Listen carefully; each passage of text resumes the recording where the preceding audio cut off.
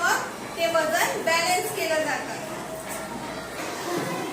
चला मग बघा, एका साईडला आपण अर्धा किलोचं मापन ठेवलंय, वजन ठेवलंय आणि एका साईडला आपण टमाटर ठेवले। दुकानदार काय बघतात की टमाटरचं वजन आणि वजन काट्याचं वजन सारखं व्हायला पाहिजे आणि मग सारखं झालं की आपल्याला हा भाजीपाला ते देत असतात।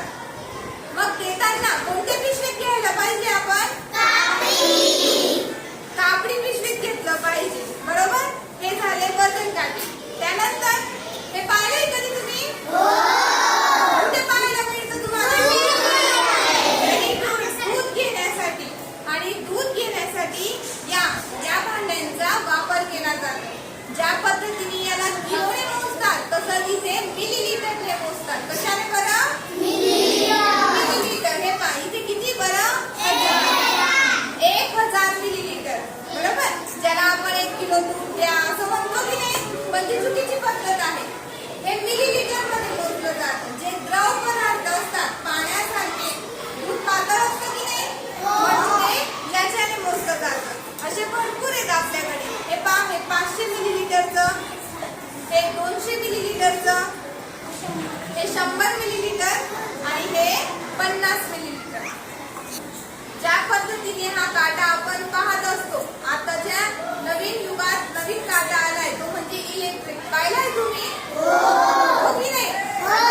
पहिले तुम्ही ते तोलणारे पाहिले असतील, हातात घेऊन मोजायचे, त्यानंतर अशा पद्धतीचा, आणि आता तर तुम्ही नवीनच म्हणजे इलेक्ट्रिकल पाहता की नाही?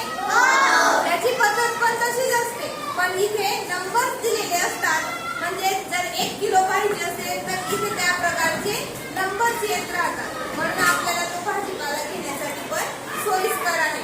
अशा पद्धतीने आज आपण हे पाहिजे बटन सुद्धा दिलेले आहेत। ऑफचं असतं, ऑनचं असतं। हे पहा, असे बटन दाबले की मग 0चं बटन दाबावं लागतं। मग पहिले अगोदर काय येतं बरं? 0 येतो। त्यानंतर जी वस्तू ठेवली त्याचं मापन केलं जातं, बरोबर? अशा पद्धतीने आज आपण मापन काढलं आहे। त्यात आपण वेगवेगळ्या प्रकारचे मापन पाहिले। आवडले तुम्हाला? छान, धन्यवाद।